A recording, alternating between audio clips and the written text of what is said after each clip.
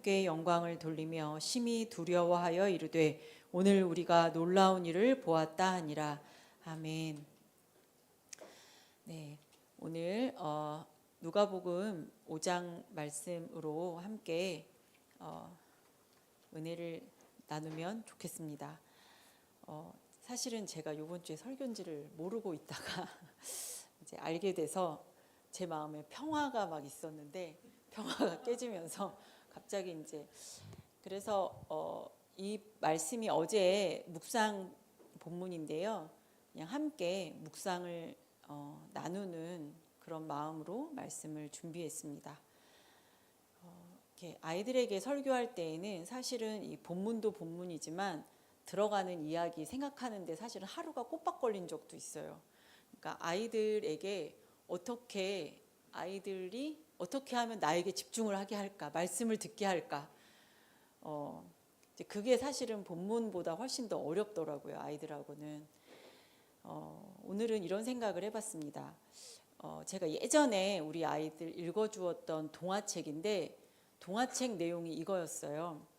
뭐 예를 들어서 토끼는 산에서 뛰어가고 있습니다. 그래서 한 장 넘기면 그 다음에 여우는, 그러니까 우리나라는 여우를 못 보잖아요. 근데 아마 영국이나 이런 데는 길에서 강아지 보듯이 여우를 보나 봐요.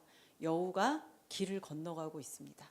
또 한 장을 넘기면 어떤 아이가 학교에서 뭐 낙엽 떨어지는 걸 보고 있어요.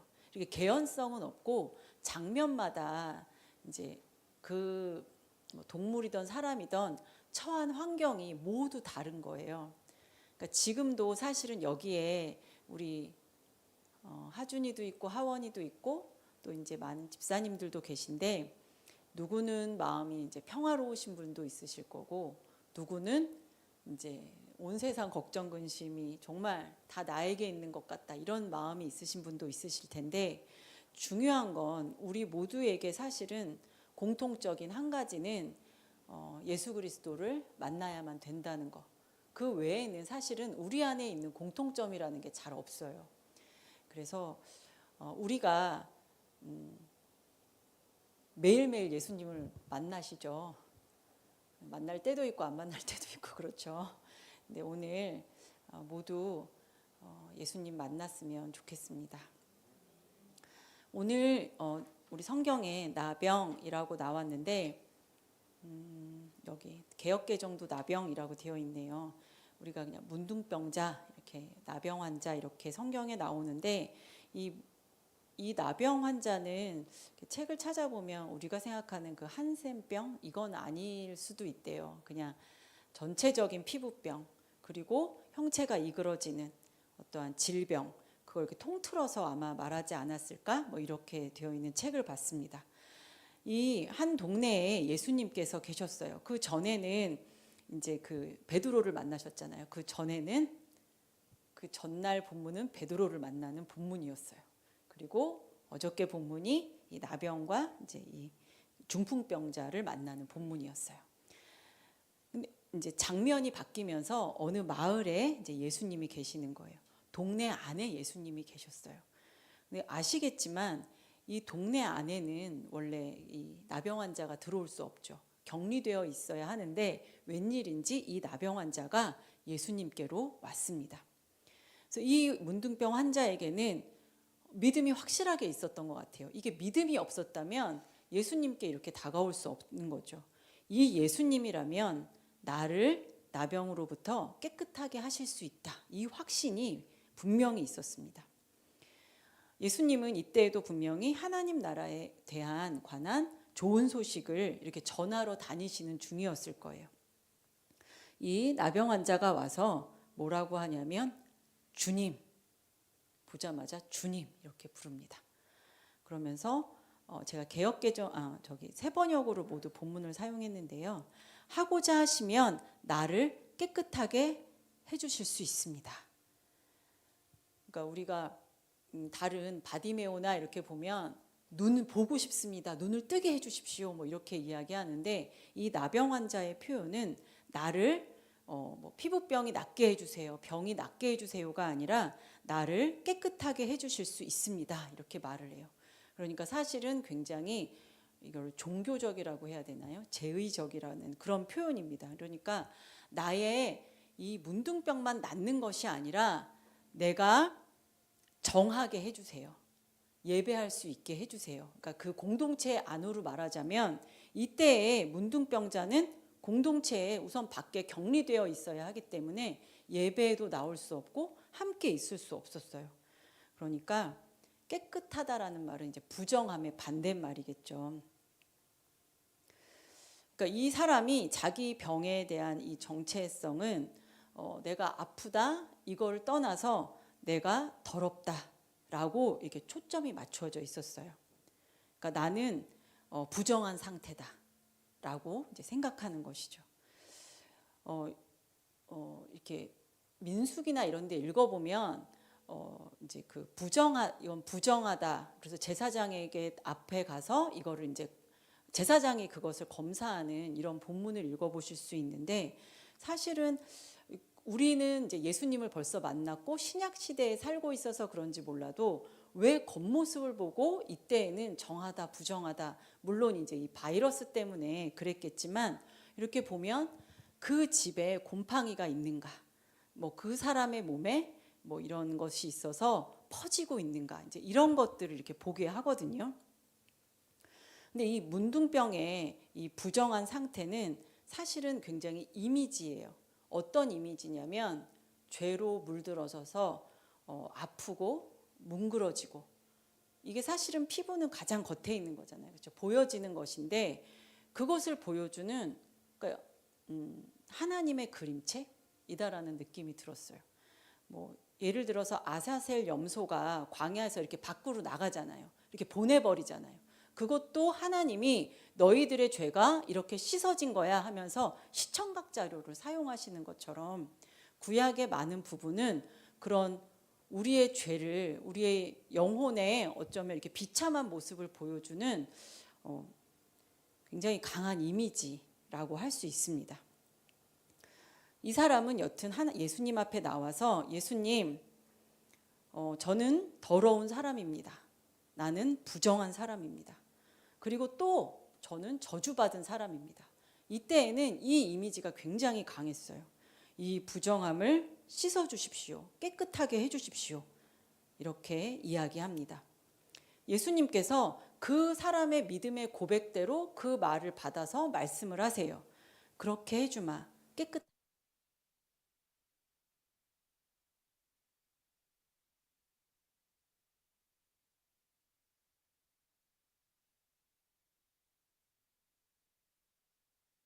고백이었고 예수님의 이 치유 능력에 대한 문둥병자의 확신은 정말 그대로 되었어요.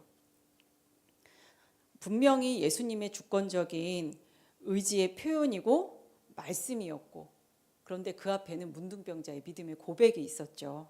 그리고 효과는 즉각적이었습니다.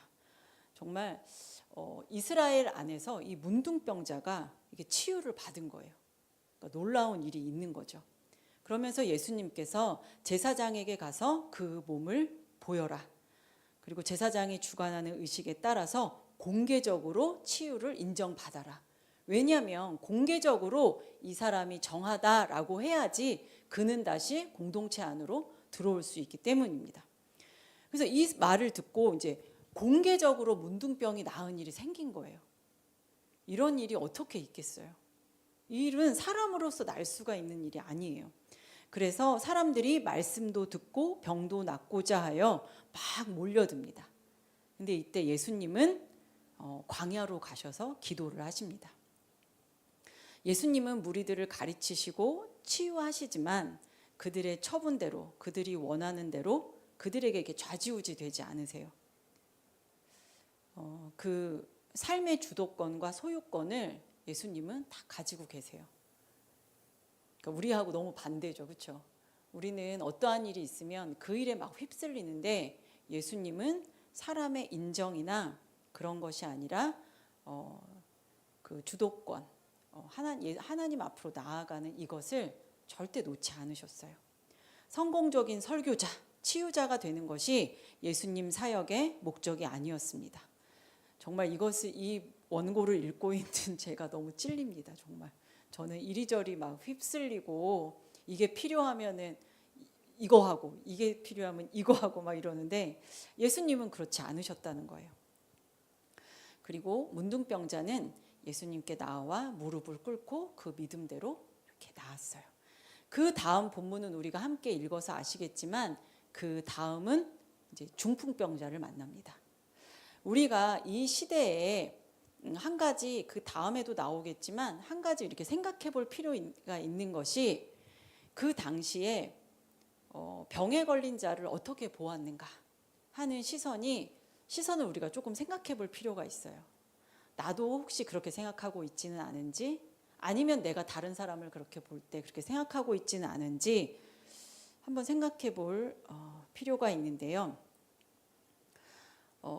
이 바리새인들의 그 옛 방식은 죄인들은 그들의 죄에 묶인 채로 놔두고, 그러니까 죄인이면 너는 죄인이야 이렇게 놔두는 거예요. 그리고 그 다음 본문이 중풍병자죠. 중풍병자는 그들의 침상에 묶인 상태로 내버려 두는 겁니다. 이것이 그들의 삶이었어요. 그들은 이렇게밖에 할 수가 없었겠죠. 죄인은 죄인이고 중풍병자는 그냥 누워 있어. 이것이 이것밖에는 그들은 할 수가 없었을 거예요. 그런데 하나님은 이제 새로운 일을 행하십니다. 죄 사함을 선포하신 것은 세리들과 죄인들의 친구라는 그분의 평판하고 너무 잘 맞아요. 그들이 봤을 때 아파? 아, 죄인이네. 하나님께 저주를 받았네. 중풍병에 걸렸어? 아, 이건 묶인 상태로 놔둘 수밖에 없지. 어떻게 할 수가 없지. 예수님이 죄사함을 선포하는 것은 이제 예수님이 바리새인과 율법사들이 있는 곳에서 죄사함을 선포하세요. 그런데 그 이유는 죄와 질병을 연결시키거나 그 유대인이 가지고 있는 죄인 아프면 죄인이지라는 그 이유로 이 본문을 보시면 안 된다는 거예요. 그 사람이 아파서 예수님께 왔을 때 너의 죄가 사함 받았어. 그 말이 그럼 그 사람은 죄인이었네? 라는 것과 같은 말은 아니라는 거예요. 예수님이 그렇게 말씀하신 이유는 그 사람에게 들으라고 하신 말씀이 아니라 사실은 바리새인과 서기관들을 향해서 하신 말씀이에요. 예수님이 가르치고 계실 때 아까 우리 읽었지만 중풍병자가 오기 전에 이 앞에 바리새인들과 막 서기관들이 와 있는 거예요. 예수님이 너무 막 소문이 나서 사람들이 와 있었어요. 그때 중풍병자가 이제 친구들에게 침상채로 옵니다. 어떻게 이 사람을 부축할 수 없으니까 그냥 그걸 들고 온 거예요. 사람이 너무 많아서 예수님을 만나기가 어려웠어요. 그래서 그들이 어떻게 했을까요? 어떻게 했지 하준아? 지붕을 뜯어버렸어. 그치? 뚫었지. 우리는 말이가 드릴로 뚫었을까 봐 잘 모르지만 아마 이제 뭐 어떻게 이렇게 조립식이었던지 뚫었어요. 그리고 기와를 뚫고 가운데 구멍을 내고 예수님 앞으로 중풍병자를 내립니다. 예수님 앞에 갑자기 중풍병자가 탁 내려온 거예요. 예수님이 뭐라고 하셨을까요? 이 사람을 향해서 예수께서 그들의 믿음을 보시고 말씀하셨다. 이 사람아, 내 죄가 용서받았다. 누가복음에서의 믿음은 예수님을 만나면 하나님의 도움을 받을 수 있다. 예수님을 통해서 하나님의 역사를 감사함으로 받는 자들이 믿음이 있다고 이야기합니다. 죄인은 배척당해야 돼. 하나님 나라에 들어올 수 없다. 이렇게 생각하고 있었어요. 그 어느 책에 제가 예전에 본 책인데요. 그 책에 보면 그 당시에 이렇게 등급이 있어요. 사람들을 제가 말씀드린 적 있는 것 같은데 뭐 종교 지도자들은 당연히 최고 등급이겠죠. 그 다음으로 내려가서 그 성전 예배에 참석할 수 없는 사람들이 쭉 얼마나 많은지 몰라요. 세리들 당연히 못 오죠. 창기들 당연히 못 오죠. 그 다음에 몸이 어느 부분이 상한 자들 당연히 못 옵니다. 그런데 더 충격받았던 건 뭐냐면 그 SNF파 사람들 있잖아요. 그러니까 좀 나는 이 세상이 이렇게 막 종교적 이런 게 싫어하고 동굴에 살았던 그 사람들조차도 몸이 상하거나 아픈 사람들은 받아주지 않았어요. 물론 뭐 이제 구약 성경의 대로 이렇게 그들이 했겠지만 그들의 생각은 아프면 저주가 있고 죄가 있고, 그 다음에 잘 살고 부자면 이들은 하나님께 복을 받은 자들이다, 이렇게 겉으로 판단하는 것들이 굉장히 심했던 거예요. 그때 예수님이 오셨을 때에 예수님이 바리새인들이나 종교 지도자들과 함께 어울리신 것이 아니라 예수님이 아픈 자들을 찾아다니셨고 예수님이 죄인들을 찾아다니셨다는 건 이 시대에 있어서는 정말 훨씬 더 놀라운 일입니다. 지금은 교회가 아픈 사람들을 섬기는 게 당연하지 않아? 이렇게 생각할 수 있지만 그때는 그렇지 않았다는 거예요. 흠이 있거나 뭐 죄가 있다, 이것이 공식적으로 선언되면 교회 안에 들어올 수 없었던 게 그 시대였다는 거예요. 근데 예수님은 중풍병자가 내려오는데 그를 보고 믿음을 보시고 내 죄가 용서받았다, 이렇게 말씀을 하시는 거예요. 그러니까 그 사람들이 옆에서 뭐라고 이야기하냐면, 율법사들이 하나님을 모독한다. 하나님을 모독하는데 이 사람이 누구지? 하나님 한 분밖에 누가 죄를 용서할 수 있는가? 왜 이렇게 이야기하냐면, 이 사람들은 포로기 때부터 어떠한 생각을 가지고 있냐면, 마지막 그날에 하나님의 때에 최후의 날에 하나님이 가지신 놀라운 권능이 뭐냐면 죄를 용서하시는 거였었어요. 마지막 때에 오셔서 우리의 죄를 모두 용서해 주실 거야, 이런 생각을 가지고 있고 소망을 가지고 있는데, 갑자기 어떤 사람이 나와서 하나님밖에 하실 수 없는 우리의 소망인 죄 용서를 그 앞에서 막 네 죄가 사함을 받았다, 이런 말을 하니까 신성 모독이다, 바리새인들이 그렇게 이야기하는 거죠.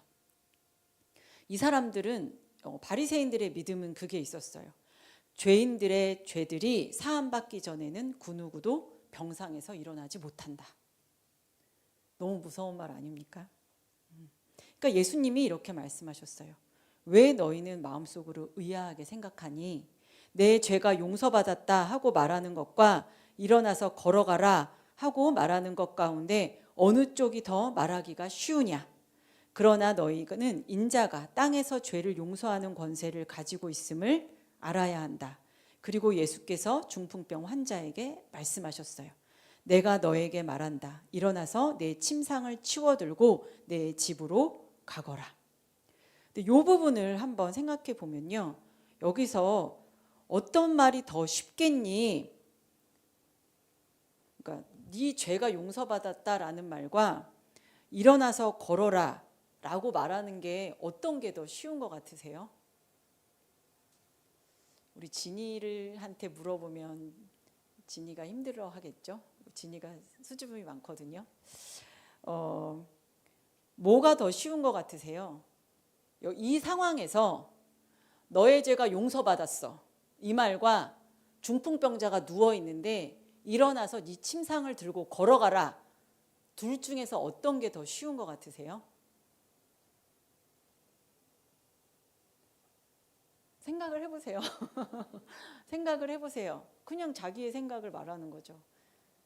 꼭 여기에서의 뉘앙스는 너가 일어나서 걸어서 가라, 이 말이 더 쉬운 것 같은 뉘앙스지만 사실은 두 개 다 쉬운 말이 아닙니다.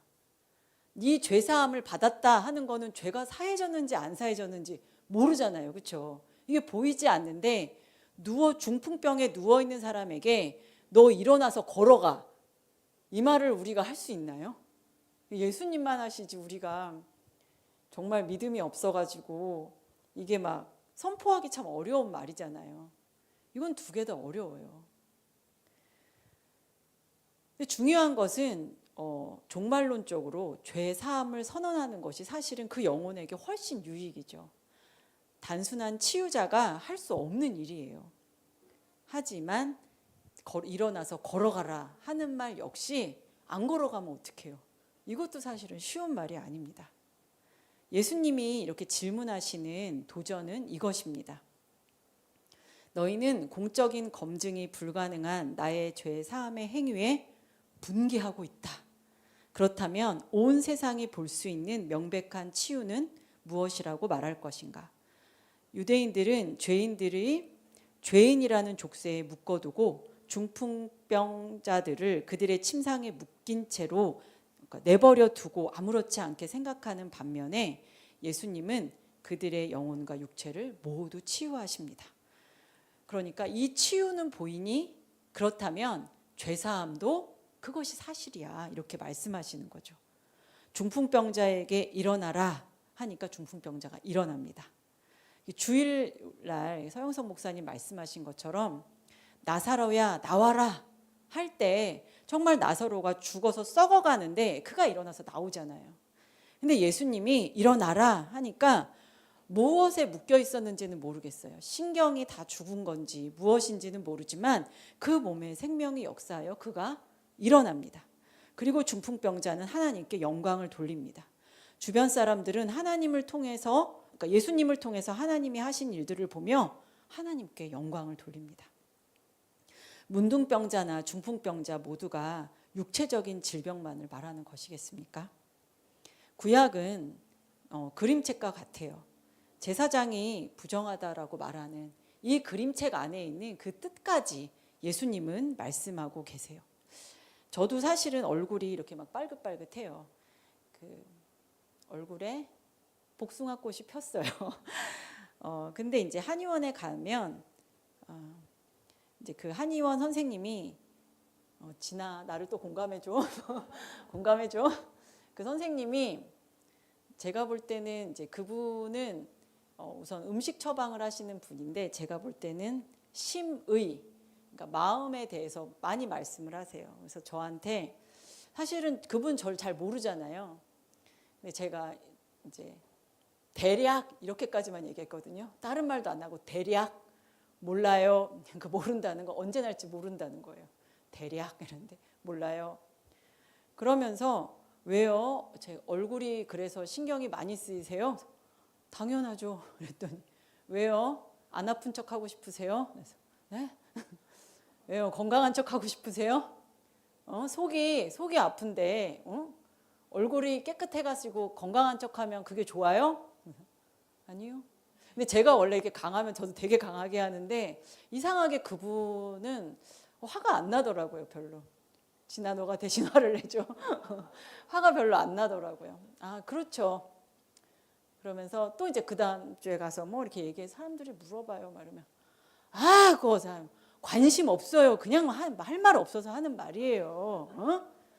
그러면서 저한테 그분이 교회를 다니시는지 안 다니시는지 모르겠는데 눈치 보지 말고 담대하세요. 네. 이제 그러고 또 와요. 보통은 제가 의사 선생님들랑 많이 싸웠었거든요. 예전에 막 애 데리고 갔을 때 불칠절하고 그러면 막 뭐 그렇게 말하세요 막 이랬는데 이상하게 그냥 마음에 용납이 되는 거예요. 그분의 그 짜증은 용납이 제가 되더라고요. 근데 맞잖아요. 속은 아프고 사실은 속이 건강해야 되는데 뭐 건강해 보이고 싶으세요? 얼굴이 막 안 아픈 것 같으면 좋으시겠어요? 막 이러는데 맞아요. 제가 만약에 얼굴이 깨끗하면 또 먹고 싶은 걸 제가 다 먹었을 거예요. 근데 사실은 이것 때문에 제가 많이 생활을 조심하거든요. 우리가 사실은 굉장히 문제인 거는 티가 안 나는 게 사실은 더 문제죠.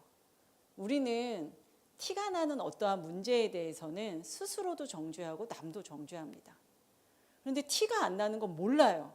그 사람 안에 무엇이 생각하고 있는지 무엇이 들어있는지 알 수가 없어요. 그건 알 수 없는 거예요. 그건 그 사람이 숨기는 게 아니라 그 스스로도 몰라요. 근데 중요한 건 예수님은 그걸 보신다는 거죠. 그래서 사람들은 그러잖아요. 저 사람이 안 못 보는 사람이 누구의 죄 때문에 앞을 못 봅니까? 그 예수님은 아니야. 누구의 죄도 아니야. 이건 하나님의 영광이 드러나는 거야.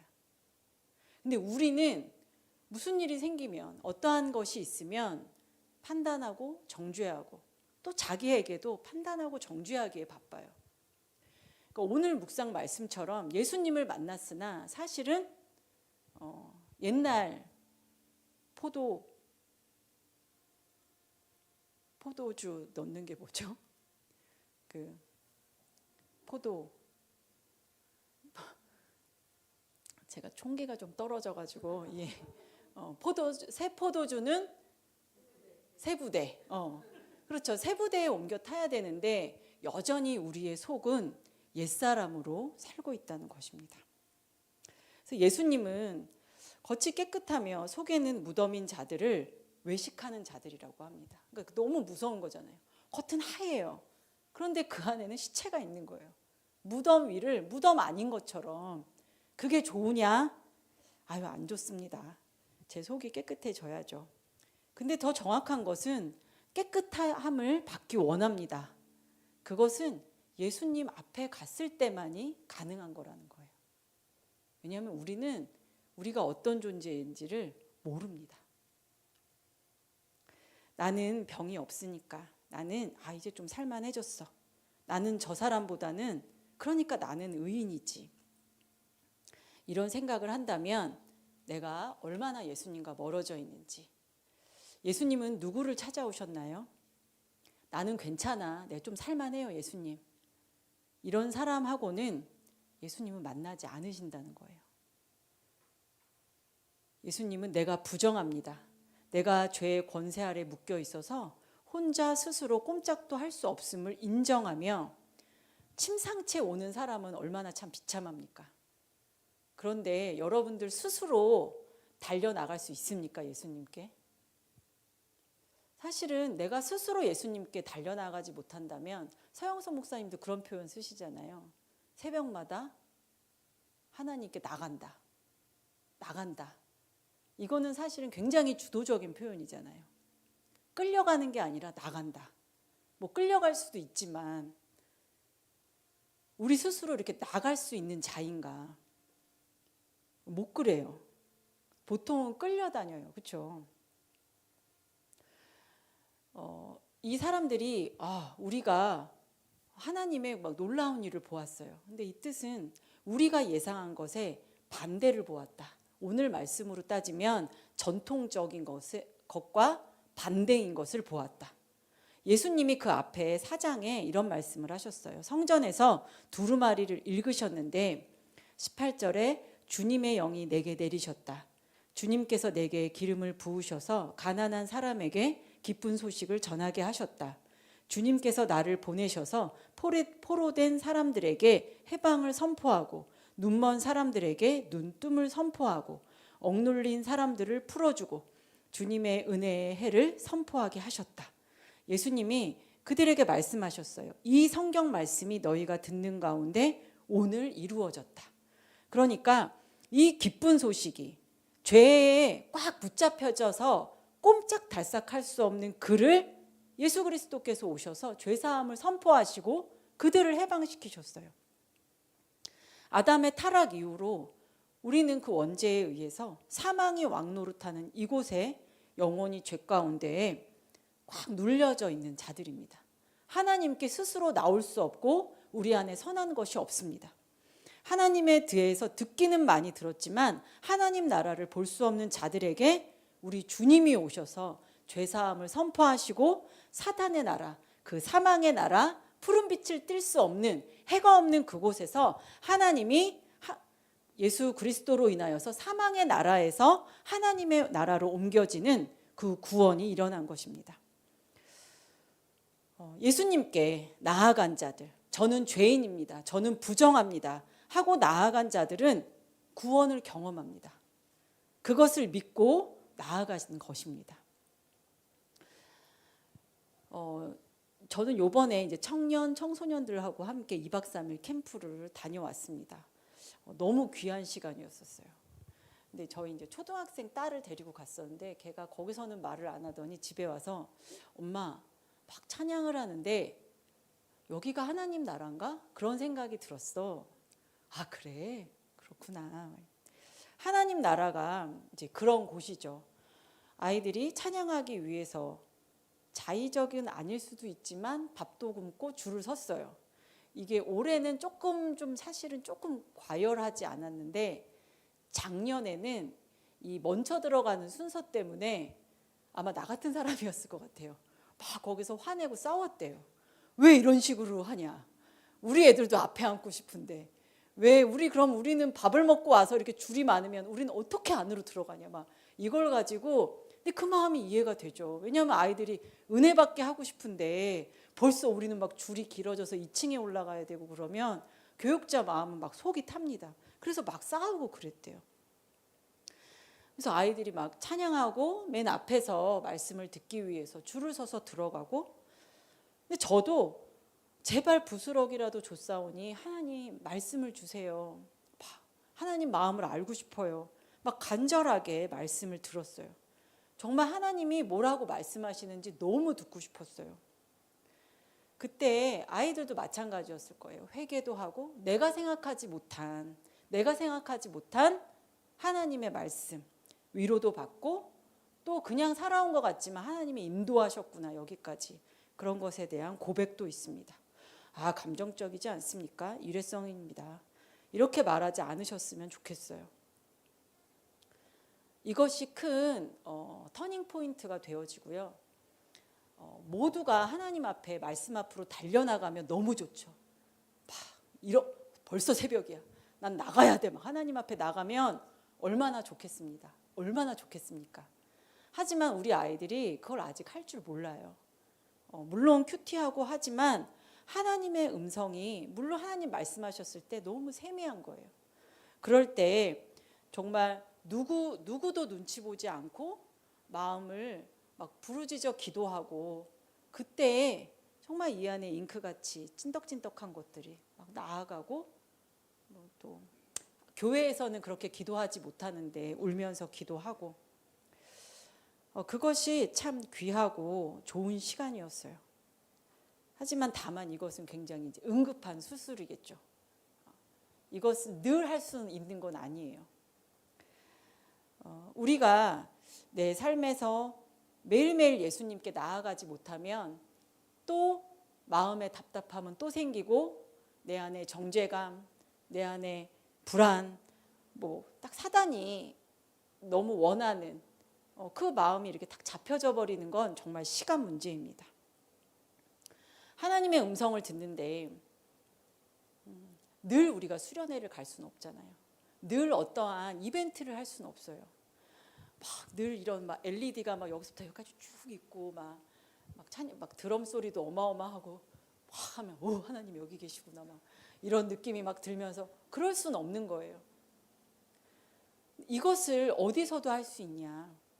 그것은 우리 아이들에게 자주 이야기하지만 우리 예나 책상에서, 우리 진이 책상에서 할 수 있어요. 우리 축복이 책상에서 춤을 추면서도 할 수 있어요.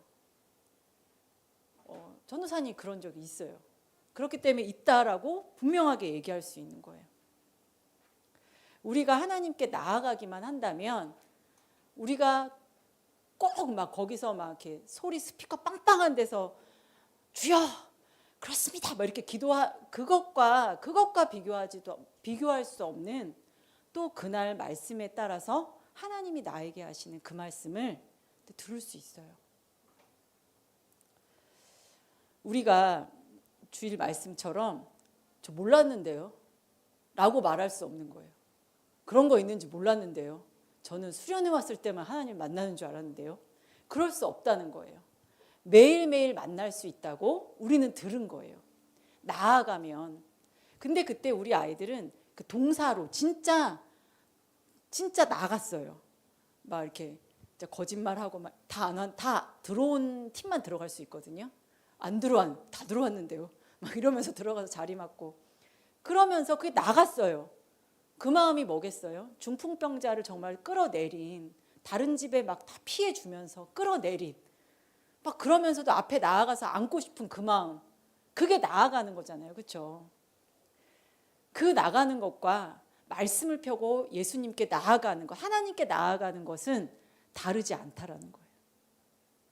그래서 제가 이 설교를 어제 준비하고 오늘도 묵상을 했어요. 왜냐하면 설교를 해야 되니까. 안 하면서 할 수는 없잖아요. 나아가면 우리는 하나님의 그 인자와 신실하심을 만납니다. 그리고 주님은 언제 어디서라도 내가 막 이렇게 오히려 교만한 자를 물리치시지만 내가 부족하고 나의 부정성 때문에 괴로워할 때 그 죄인을 우리 주님은 거절하지 않으세요. 너무 기뻐하세요. 그 죄인을 부르러 예수님이 왔다고 말씀하십니다.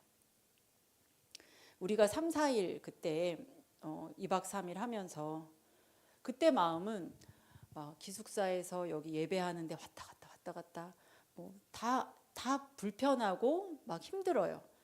뭐 밥 먹는 것도 다 내 마음 같지 않고. 근데 그 마음이 하나가 뭐겠어요? 2박 3일 있는 동안 한 번이라도 제대로 예수님의 음성을, 주님의 음성을 듣는다면, 한 번이라도 내가 기도 한 번만이라도 잘하고 간다면, 사실은 그걸 원하는 거잖아요. 시간을 들이고 대가를 지불해서. 그런데 이것이 장소나 환경의 문제가 아니라 내가 나아가면 얼마나 더 좋아요. 춥게 걸어 나가지 않아도 되죠. 막 이렇게 하지 않아도 내가 그 있는 자리에서 말씀을 펴고 기도하고 나아가면 우리 주님은 문둥병자에게 하신 것처럼, 중풍병자에게 하신 것처럼 만나기만 하면 깨끗함을 얻게 된다는 거예요. 우리가 불안할 때 있잖아요. 내 마음은 속이 타고. 그때 우리가 주님을 만나지 않으면 이거는 가속이 붙어서 더 불안하거든요. 근데 주님을 만나면 주님의 속도에 내가 맞춰집니다. 저도 오늘 이렇게 생각했어요. 휴대폰은 종일 들고 있으며 뭐 막 이렇게 하면서 하나님께 나아가지 못하는, 정말 이게 문둥병, 이게 중풍병이구나. 내 스스로 나아가지 못하는 것은 하나님 앞에 내가 영적인 중풍병자임을 고백하고 긍휼히 여겨주시기를 기도해야겠습니다. 우리 주님은 우리에게 누가복음 말씀을 주시면서 각자 예수 그리스도께 나온 사람을 세세하게 우리에게 말씀하고 있어요. 근데 이것은 지금 우리에게도 동일합니다. 지금 우리가 나아가면 우리 주님은 우리를 만나주시고 깨끗게 하시고, 그리고 어디에서도 누릴 수 없는 평강을 누리게 하십니다. 세부대는 어떤 것일까요? 주님 만나면 감사할 수 있습니다. 그런데 저는 취미가 걱정이에요. 그래서 걱정을 하고 계속 앉아 있다면 이건 옛날 방식을 계속 고수하는 거죠. 그런데 주님께 나아가면 환경은 변하지 않지만 걱정하지 않게 됩니다. 그리고 우리 주님께서 우리 안에 놀라운 평강을 주십니다. 그래서 가족을 사랑할 수 있습니다. 우리 오늘 그리고 내일 모두 우리 주님께 매일매일 나아가는 우리 청소년, 우리 아동부, 그다음에 우리 성도님들 되시기를 소망합니다. 우리 함께 찬양하고 기도하겠습니다.